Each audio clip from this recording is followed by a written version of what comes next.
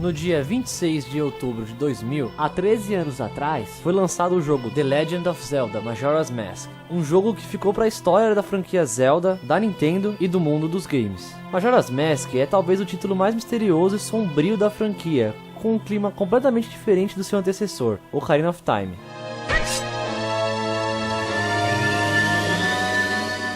Nesse vídeo especial de hoje, eu vim trazer para vocês uma teoria muito interessante sobre esse jogo. A teoria é que todo o universo paralelo de Termina, o mundo que se passa esse jogo, é construído em cima dos 5 estágios do luto, ou da perda, baseados nos modelos que a psiquiatra suíça Elizabeth Ross propôs em um de seus livros, escritos em 1969. A psiquiatra diz que quando se enfrenta uma situação de perda pessoal catastrófica, como a morte de um ente querido, uma doença terminal ou uma grande mudança na vida pessoal, a pessoa passa por uma série de estágios até a superação total. Os estágios são os seguintes: negação. A pessoa diz para si mesma que isso não está acontecendo e muitas vezes acredita nisso, recusando a realidade e a dor. Raiva. Logo após perceber que isso realmente está acontecendo, a pessoa fica em estado de raiva, a fase onde o comportamento é baseado em repulsão, fúria, revolta e inveja. Negociação ou diálogo. Quando a raiva passa, a pessoa fica esperançosa, com tendências a dialogar e negociar com algumas pessoas e principalmente consigo mesmo, tentando reverter a situação. Geralmente, as pessoas nesse estágio começam a confiar que milagres, mágica e outros fenômenos paranormais poderão fazer tudo voltar a ser como era antes. É uma fase onde normalmente a pessoa desenvolve um apego a alguma crença ou religião. Depressão. Quando as falsas esperanças passam, a pessoa então fica deprimida e desanimada, muitas vezes se isolando até entrar na próxima fase. Aceitação. É a fase onde a pessoa aceita completamente o que aconteceu. Essa é a fase que a pessoa atinge para continuar seguindo a sua vida depois de todos os estágios anteriores. O jogo começa com Link vagando isolado e deprimido pelos bosques de Lost Woods, procurando sua companheira de aventuras, a Navi. Sim, aquela fadinha chata que ficava pentelhando no Ocarina of Time. Ela era um saco, mas fazer o que? O Link realmente gostava dela. Os jogos nunca deixaram muito claro qual foi o destino de Navi. Só sabemos que depois do final de Ocarina of Time, os dois se separaram, mas ninguém sabe se ela morreu ou não. Só conseguimos saber que Link sofreu muito com isso, a ponto de ficar meses e meses procurando por ela em Lost Woods.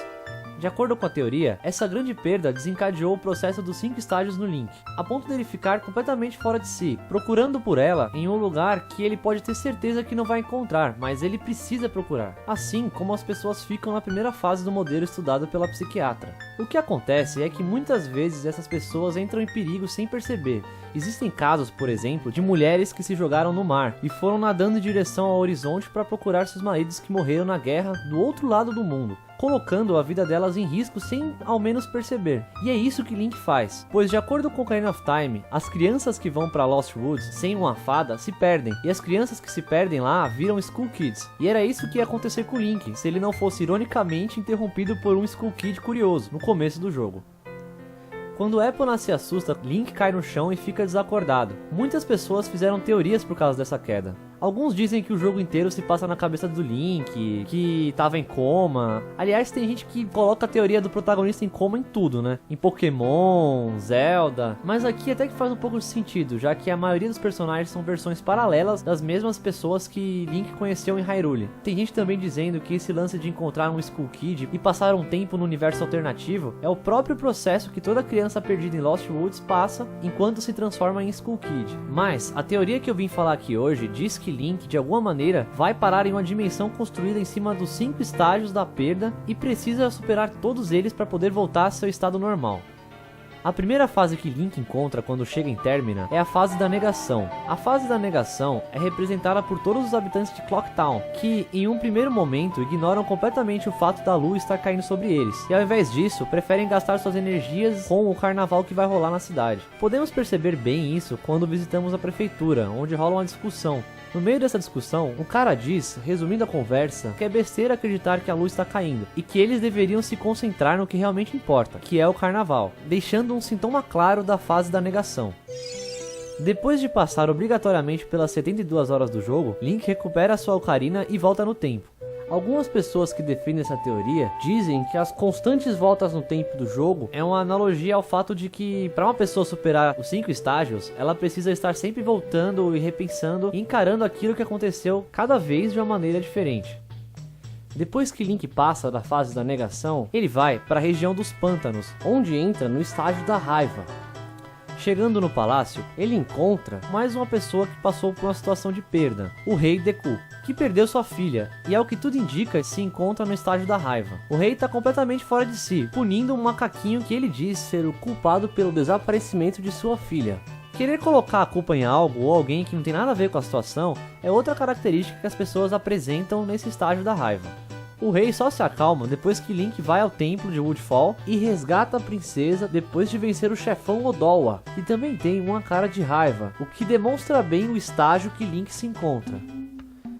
Em Snowhead, Link se depara com a tribo Goron, que está de luto por terem acabado de perder seu líder, Darmani. Depois de explorar o local e usar as lentes da verdade, Link encontra o fantasma arrependido do líder que morreu. E ao conversar com ele, percebemos que esse é o estágio da negociação. O espírito do líder Goron pede para voltar à vida com a ajuda da mágica que Link possui, para assim poder salvar seu povo do gelo.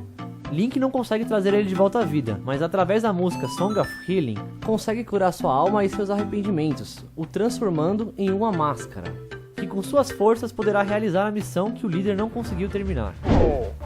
Depois disso, Link passa pelo templo e enfrenta o chefão Gold. Essa teoria defende que você dá voltas sem parar no lugar onde você luta contra esse chefe, em analogia ao estágio que esse lugar se encontra. Pois por mais que você crie esperanças em crenças, milagres e fique dando voltas no problema, tentando fazer as coisas voltarem a ser como eram, você só vai conseguir resolver as coisas se aceitar a situação e seguir em frente, encarando os fatos e a realidade. Chegando em Great Bay, Link encontra Mikao, um Zora que é o guitarrista de uma banda e se encontra completamente exausto, morrendo na beira da praia, depois de tentar e não conseguir recuperar os ovos perdidos da sua namorada, que aliás, canta na mesma banda que ele. Ela se chama Lulu, e desde o momento que foi separada de suas crias, ela se isolou e ficou muda, deprimida. Então percebemos que esse é o estágio da depressão. De acordo com essa teoria, o próprio templo com seus esquemas de canos e redirecionamento de fluxo é uma analogia à superação da depressão, pois as mudanças de direção usando o mesmo caminho representam a reconexão pessoal que faz as pessoas nesse estágio enfrentarem o medo, que é representado pelo chefão. De acordo com essa teoria, em Ikana Canyon, Link passa a entender que aquele é o seu destino e que ele e Na'vi nunca mais irão se encontrar. Dessa vez, ele não tem povos ou tribos para salvar, nem máscaras para assumir a identidade de outra pessoa. Tirando o pai amaldiçoado em forma de múmia e sua filha, Link se encontra completamente sozinho em um lugar macabro e sombrio, pois agora se trata de uma busca interior, e Link está pronto para vencer seus próprios desafios internos, com toda a experiência que passou ao longo do jogo. Tudo nesse lugar remete ao vazio e à solidão, e a própria canção que aprendemos nesse lugar, a Elegy of Emptiness, que cria cópias inanimadas das formas do Link, representam cada estágio já superado. Tudo isso pois a fase da aceitação só envolve você mesmo e mais ninguém. Segundo muitos fãs dessa teoria, quando Link vira o templo de cabeça para baixo, simboliza o fato de que ele está invertendo a situação, deixando ela a seu favor, e está quase pronto para superar completamente a sua perda. E quando ele usa a Giant's Mask no chefão, uns dizem que simboliza sua autoestima, deixando ele gigante perante a situação. Depois disso, Link finalmente supera a perda de Na'vi, e isso marca o final dos 5 estágios. Você lembra daquela velhinha que ficava no hotel contando histórias e tudo mais? Uma das histórias dessa velhinha é sobre os 4 gigantes, e nessa história ela conta que todos os povos viviam juntos, incluindo os gigantes, e eles eram muito amigos do Skull Kid. Só que com o passar do tempo, os gigantes tiveram que assumir suas funções de defender os 4 cantos do mundo, e eles tiveram que se separar. E quando isso aconteceu, o Skull Kid ficou muito triste, ele ficou desesperado. Ele não queria perder seus amigos. E aí ele começou a incomodar as pessoas dos 4 cantos do mundo, pois ele não aceitava aquela perda de jeito nenhum. E aí o que a teoria diz é que quando ele encontrou a Majora's Mask, ela canalizou todo esse sentimento, transformando Termina na dimensão dos 5 estágios do sentimento de Skull Kid, dando origem a toda essa história que eu acabei de contar nesse vídeo. Bom, é isso aí galera, espero que vocês tenham gostado desse vídeo. E assim, tem gente que acha essa teoria muito foda, tem gente que adora essa teoria, mas também tem muitas pessoas que acham uma grande babaquice, uma grande viagem, nada a ver.